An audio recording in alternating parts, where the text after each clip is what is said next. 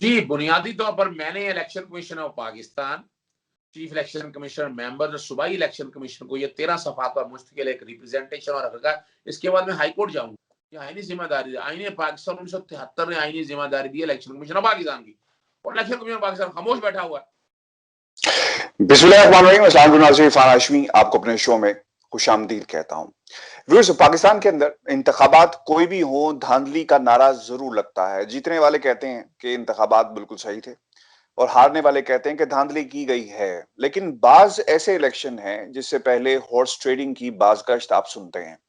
Election senate के होने जा रहे हैं और जब भी सेनेट के इलेक्शन होते हैं तो हॉर्स ट्रेडिंग का मामला हमेशा की तरह जो खबरें हैं उनकी जीनत बनता है, हेडलाइंस बनता है और बहुत सारी चीजें न्यूज मेकर्स बनती हैं। ऑब्वियसली अब ये सिचुएशन डेवलप होने जा रही है। अपोजिशन जमातें बज़िद हैं कि शो ऑफ हैंड नहीं होने चाहिए। उसकी वजह है कि अगर जो हमने अपनी पुरानी वीडियोस अगर आपने देखी व्यूअर्स, तो मैंने बड़ी तफसील के साथ आपके सामने हकायक रखे कि अपोजिशन जमातें क्यों नहीं चाहती कि तरमीम हो।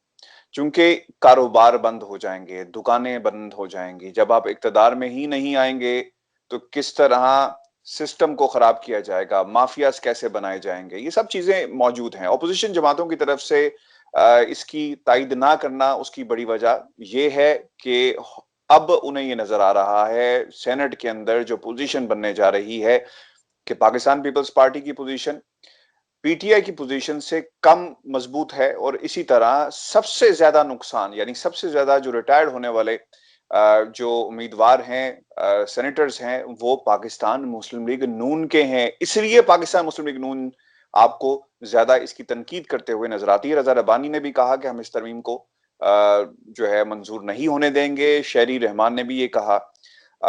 अब सिलसिला ये है कि हॉर्स ट्रेडिंग अगर हुई, जो जिसके बहुत सारे इम्कानात मौजूद हैं और तारीख यही बताती है कि हॉर्स ट्रेडिंग होती है, जोड़ तोड़ होती है, पैसे दिए जाते हैं। पाकिस्तान तहरीक इंसाफ ने उन लोगों को केपी में आपको याद होगा कार्रवाई भी की कि 5 करोड़ रुपया हर बंदे पर इल्जाम था कि उन्होंने लिए और इनके खिलाफ कार्रवाई भी हुई। लेकिन अपोजिशन जमातों ने ऐसी कोई कार्रवाई नहीं की। अजहर सदीक साहब पाकिस्तान से हमें ज्वाइन किया है। इस मौजू पे हम उनसे बात करेंगे और उन्होंने एक दरखास्त भी की है, कमेटीज बनाने की वो बात कर रहे हैं। इलेक्शन कमीशन को कहा है कि मुतहरिक हो। सदीक साहब, ये तो इलेक्शन कमीशन की अपनी जिम्मेदारी है, क्या हुआ कि इन्हें याद कराना पड़ेगा हमें बार बार कि जनाब कमेटियां बनाई जाएं। और आपने, मैंने ये पढ़ा है आपका जो पॉइंट्स आपके थे कि इसमें आईएसआई भी होगी, नैब भी होगी, बाकी चीजें भी होंगी। हम सर इतने मॉरली करप्ट हो चुके हैं कि हमें हर जगह इस किस्म की कमेटियां बनाने की जरूरत पड़ती है। कल फैसला कुछ था, उसका राई का पहाड़ बना दिया गया और बाद में लोगों ने अपने बीपर्स को सही किया, यानी रुजू किया। उन्होंने कहा कि जनाब ये गलती हुई और ब्ला ब्ला ब्ला। लेकिन मसला ये है, मुझे तो लगता है कि हमें अपने हर चीज को, इदारों को, आप कमेटीज की बात करें, मैं कहता हूँ आउटसोर्स कर दें। पाकिस्तान की अदालतों के फैसले लंदन में ले आए, जल्दी हो जाते हैं। दूध का दूध, पानी का पानी हो जाता है। तो निजाम को सर आउटसोर्स कर दिया जाए। बहुत शुक्रिया इरफान हाशमी साहब। बातें तो सच है मगर हैं रुसवाई की। अब क्या करें, मजबूरी है। आप जो बातें कर रहे हैं, आप कोई बहुत ज्यादा सच्चाई बयान कर रहे हैं, ये कुछ शायद हमारे निजाम के साथ कंपेटेबल नहीं है। और हकीकत है, यहाँ भी देखिए, आप आपके सामने है आज मरियम औरंगजेब साहब ने बकायदा प्रेस कॉन्फ्रेंस की। मैं उनकी बात कर रहा हूँ कि जो बातें सारी सामने आई, जो रिकॉर्ड पे चीजें सारी एक एक चीज सामने आई, तो वो तो मिठाइयां बांट के, जैसे पहले मिठाइयां नहीं बांटते थे, उस तरह मिठाइयां बांटी। और बाद में ख्याल आया कि क्या हो गया, आज वो बैठे झूठी प्रेस कॉन्फ्रेंस करके वो झूठ को ठीक करना चाह रही थी। आप अंदाजा लगाए कि फिर जनरेशन वार के साथ तक चली गई, क्योंकि मौजूद उस वक्त वो नहीं है। ये मेरे हाथ में तकरीबन, ये मैं आपके सामने रख रहा हूँ नाज़रीन के लिए भी, ये तकरीबन कोई 13 सफ़ों का लेटर है जो इलेक्शन कमीशन ऑफ पाकिस्तान को, चीफ इलेक्शन कमीशनर और जो मेंबर्स हैं और सूबाई इलेक्शन कमीशन को खत लिखे गए हैं। और बुनियादी तौर पर देखिए बुनियादी तो वजह क्या है कि अपोजिशन हॉर्स ट्रेडिंग को रोकने के हवाले से सिंसियर नहीं है। मैंने क्लॉज 23 का जिक्र किया चार्टर ऑफ डेमोक्रेसी के अंदर से। इसमें बाकायदा मैंने चार्टर ऑफ डेमोक्रेसी के सारे कंटेंट्स मैंने रिप्रोड्यूस किए हैं। और अभी आप देख लें, यानी बहाना ये बनाया जाता है हमें एंगेज नहीं किया, अपोजिशन कहती है हमें बुलाया नहीं। भाई ये कौन सा ऐसा इशू है, और ये कौन सा आपस में कोई कॉन्ट्रैक्ट हो रहा है? एक पब्लिक इंटरेस्ट में बात हो रही है, इशू जेन्युइन है, उसमें आगे बढ़ना चाहिए। आपसे राब्ता नहीं किया, बड़ी देर की मेहरबान आते, ये बातें तो नहीं चलती है। तो नजर यही आ रहा है कि वो जो आईनी तरमीम है जो 26वीं आईनी तरमीम है, जो आइन के आर्टिकल 226 में तरमीम करने जा रही थी, वो शायद पास ना हो सके। 2/3 अक्सरियत इनके पास है नहीं। रह जाएगा कि मामला रह जाएगा इनके पास कि वो इलेक्शन एक्ट में तब्दील या तो ऑर्डिनेंस के जरिए करें। अब ऑर्डिनेंस के जरिए आर्टिकल 89 के तहत उन्होंने ऑर्डिनेंस तैयार कर लिया है कि 122A के अंदर जो सीक्रेट बैलेट का जिक्र किया हुआ है इलेक्शन एक्ट 2017 में, वो तब्दील कर लिया जाए। लेकिन मैं जो कि पुराना तजर्बा है, मैं 2013 से शफाफ और शफाफ इलेक्शन के हवाले से आर्टिकल 62 और 63 के हवाले से खबर दे देता हूँ। अगला मेरा जो मैं लिखने लगा हूँ, जो मेरा कंप्लीट हो रहा है, वो 62-63 के हवाले से। यहाँ मैंने क्या बात की है, यहाँ बड़ी सीधी सी बात करता हूँ। मैंने आइन का आर्टिकल 218, ये आइन पाकिस्तान 1973 में आपके सामने है, उसका आइन का आर्टिकल 218(3) बड़ा वाजे कहता है, it shall be the duty of the election commission to organize and conduct the election, to make such arrangement as are necessary to ensure that election is conducted honestly, justly, fairly and in accordance with law, and that corrupt practices are guarded against. और 220 के तहत election commission जब election करवा रहा है तो तमाम executive को उसके तहत जो कहेंगे वो असिस्टेंस कर रही है, यानी उनके जो इलेक्शन फेयर और फेयर इलेक्शन करवाने के लिए, ट्रांसपेरेंट इलेक्शन कराने के लिए करप्शन या करप्ट प्रैक्टिस ना हो सके, मदद कर रही है।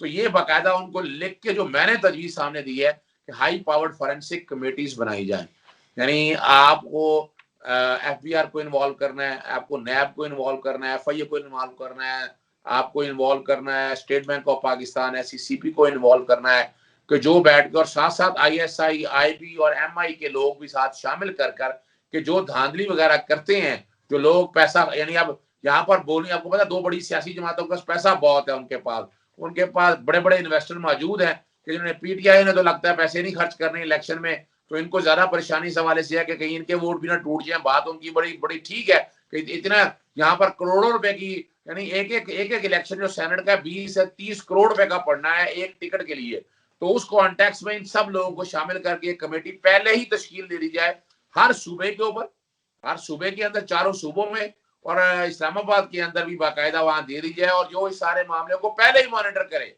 यानी यहाँ और कोई मुश्किल काम नहीं है, वो इनकी मीटिंग्स हो रही है, लोग मिल रहे हैं आपस में, हर एक को पता है कि नजर आ रहा है, आपके सामने है पीपल्स पार्टी के, उन्होंने फैसल करीम कुंडी साहब ने प्रेस कॉन्फ्रेंस में कहा कि उनके पास तकरीबन इस वक्त को 15-25 के करीब लोग मौजूद है, तो वो एडमिट कर रहे हैं खुद इस बात को, इस करप्शन को, करप्ट प्रैक्टिसेस को खुद एडमिट कर रहे हैं। तो ये मौके it should be a talk of the day, और बाकायदा इलेक्शन कमीशन को इस हवाले से फौरी तौर पर कमेटियां बनाकर इस मामले को रोकने के हवाले से, यानी वो तो नजर यही आ रहा है कि तमाम सियासी जमातें जो है अपोजिशन में बैठी हैं, वो तो इस हॉर्स ट्रेडिंग में हिस्सा लगता है बनने जा रही हैं, जो अभी तक ना तो उन्होंने सुप्रीम कोर्ट के अंदर जो जवाब दाखिल किए, उन्होंने बड़ा वाज़ेह तौर पर कहा कि नहीं, खुफिया रायशुमारी पे रहना है, ओपन बैलेट में आना नहीं चाहते। हालांकि आइन चार्टर ऑफ डेमोक्रेसी की शिक 23 बिल्कुल इससे 180 डिग्री सेपरेट है। और यहाँ दूसरा वो ऑर्डिनेंस लाने की बात कर रहे हैं, तो आज बिलावल भुट्टो जरदारी साहब ने प्रेस कॉन्फ्रेंस के जरिए साफ तौर पर कह दिया,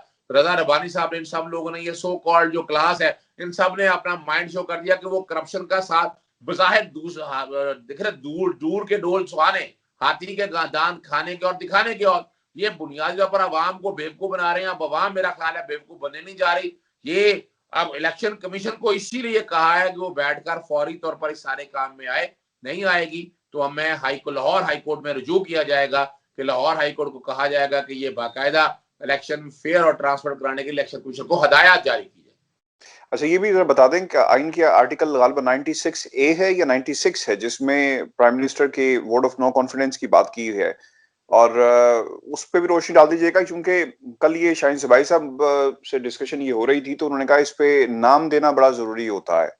कहीं पे it is still in place, ऐसा ही है सर?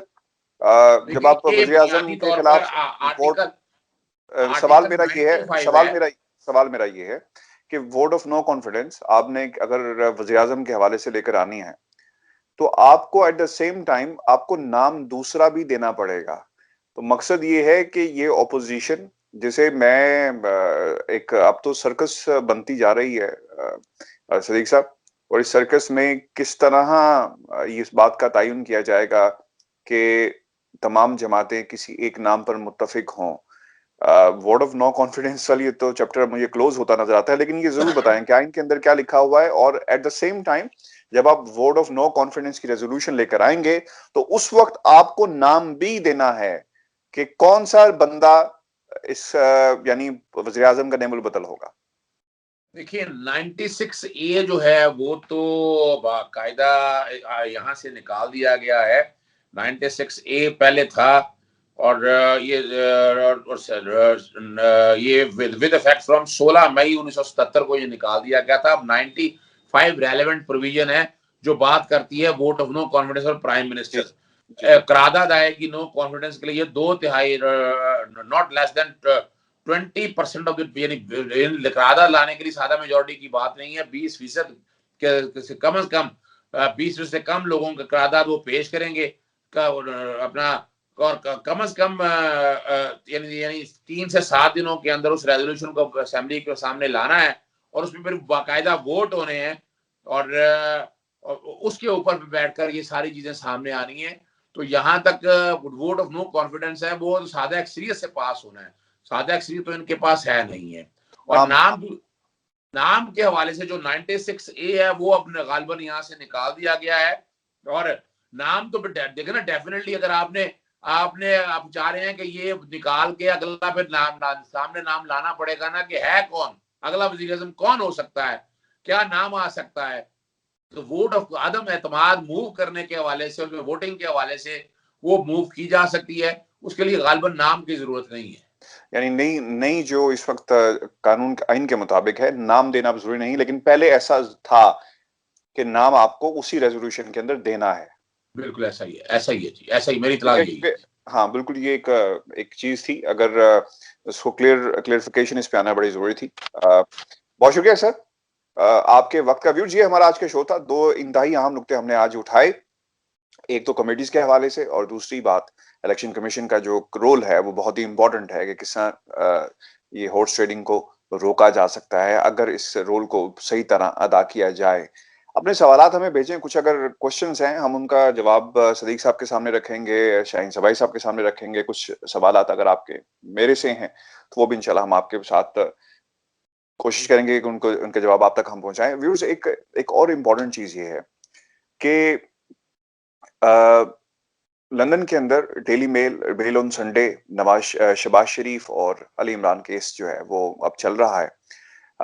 इस खबर जो कल से जो इसका हुलिया बिगाड़ा जा रहा है, मैंने इस पे वीलॉग किया, उसे जरूर रिविजिट कीजिएगा और ताकि हकायक आपके सामने आए। जिन लोगों ने वो नहीं सुना उनके लिए मैं बता दूं कि ये मीनिंग हेयरिंग थी। मीनिंग हेयरिंग का मतलब है कि आम बंदे ने जब ये आर्टिकल पढ़ा तो उसे क्या समझ में आई। और कल जज साहब ने एक अपने बात कही थी कि उन्होंने डेलिबरेटली पाकिस्तान में क्या हो रहा है नहीं पढ़ा, ताकि एक फ्रेम ऑफ रेफरेंस यानी आपका माइंड सेट ना बन जाए कोई फैसला देने से पहले। तो जजेस की अकदार जो हैं वो यही होती हैं, वैल्यूज यही होती हैं, बट अनफॉर्चुनेटली पाकिस्तान का जो अदालती निज़ाम है, अजहर सदीक साहब मेरे सामने बैठे हुए हैं, सर हमारी तो प्रैक्टिसेस और हैं, यहाँ पे जजेस शादियों में भी जाते हैं, यहाँ पे जजेस बैठ के अपने केसेस उनके अदालतों में कमीशंस में लगे होते हैं, तो वो कहते हैं कि और हुकूमत जो पार्टी है उनके खिलाफ रिमार्क्स दे रहे होते हैं।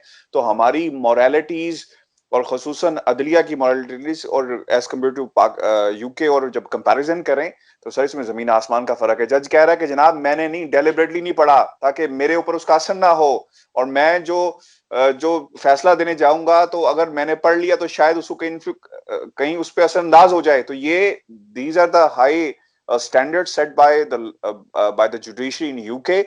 मैं तो कहता हूं सर पूरी जुडिशरी को आउटसोर्स कर दें, सारा निजाम आउटसोर्स कर दे, फैसले धड़ाधड़ आएंगे। और देखें इनको मसला ये है ना कि पाकिस्तान की अदालतों में फैसले नहीं होते ऑपोजिशन को, यही मसला है ना सर, यही मसला है ना। ठीक है, आप इनको भी कहें और हुकूमत को भी है कि ठीक है जनाब, हुकूमत यहाँ पे सरेंडर करे और कहे कि जनाब ये केसेस सारे यहाँ लेकर आते हैं बरतानिया में, फैसले करवा लें। देखिए इरफान साहब, बात तो आप बड़ी बड़ी हकायक मबनी बात कर रहे हैं। हमारे यहाँ निजाम में और इस निजाम में यही वजह है कि हमने देखे हमारा सोर्स ऑफ लॉ जो कस्टम है वो सारी इंग्लिश लॉ से लेकर आए हैं हम, लेकिन हम ये चीजें सारी वो जो है ना वो शायद भूल गए हैं या नहीं देखना चाहते हमने। और देखा जाए तो मैं डेविड रॉस के केस को मैंने बड़ा बारीकी से देखा है, बहुत अच्छा बहुत स्ट्रॉन्ग केस है उनका, इतना आसान काम नहीं है। जब पाकिस्तानी अदालतों की एविडेंस सामने, यानी अगर पाकिस्तानी अदालतों की या पाकिस्तानी एविडेंस सामने होती तो ये शायद पिटीशन जो है डिसमिस ही हो जाती। अगर हमारे यहाँ निजाम के अंदर ये बातें अगर सामने रखें, तो इसीलिए उन्होंने प्रामा फिशाई यही बात है। और जो कोड ऑफ कंडक्ट हमारे यहाँ जो जजेस का वो यही है कि आप इन्फ्लुएंस ना हो सके गुफ्तगू से, टीवी प्रोग्राम देखने से। यहाँ तो आपके सामने है, आप देख लें टीवी के प्रोग्राम पे चलकर, यानी आज खुद नोटिस जो चीफ जस्टिस साहब का इख्तियार है, मैं बड़ा क्लियर हूँ इस हवाले से, वहां बैठ के सुओ मोटो नोटिस ले लिया गया और बाकायदा यानी उस इशू पे बाकायदा एक, फिर वहां सिर्फ इतना नहीं हुआ, वहां बैठ के बाकायदा राय शुमारी कराई गई कि हाथ उठाकर राय शुमारी करें। अब ये वाली हियरिंग शायद इस तरह के शायद पाकिस्तान में हो सकता अच्छा, है, इंग्लिस्तान में मुमकिन नहीं है। वहां पर राय शुमारी हुई है? मैं तो समझ रहा था शायद किसी ने मजाक किया है। तो क्या वहां पे राय शुमारी हुई है कि मीडिया आजाद है? उन्होंने कहा कि जनाब हाथ खड़ा करें जो समझते हैं मीडिया आजाद है, तो किसी ने हाथ खड़ा नहीं किया और पूछा कि आप बताएंगे जो समझते हैं आजाद नहीं है, तो सबने हाथ खड़ा किया। ये बात वाकई हुई है?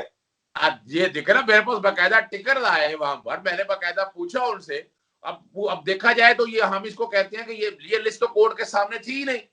अब कोर्ट को अगर ये गुफ्तगू करनी भी थी या बातें भी करनी थी, तो ये तो मामला था ही नहीं कोर्ट के सामने। ना मीडिया की आजादी का मसला था, ना कोई और मसला सामने था। अब ये चीजें तो सारी रिकॉर्ड के ऊपर है, अगर आप यहाँ से देख लें आप, तो बजायर जो है ना, ये वैसे तो जजेस should speak through their judgments. जो इंग्लिस्तान में अभी आपने जो बात की है वहां ऐसा ही हो रहा है, पर हमारे यहाँ कुछ थोड़ा सा मामला लगता है कुछ इस तरह के। That is so unfortunate sir. बहुत शुक्रिया सर आपके वक्त का। फिर जी हमारा शो था, अपने सवाल हमें भेजिएगा। मुझे इजाजत दीजिए, अल्लाह ने के बाद।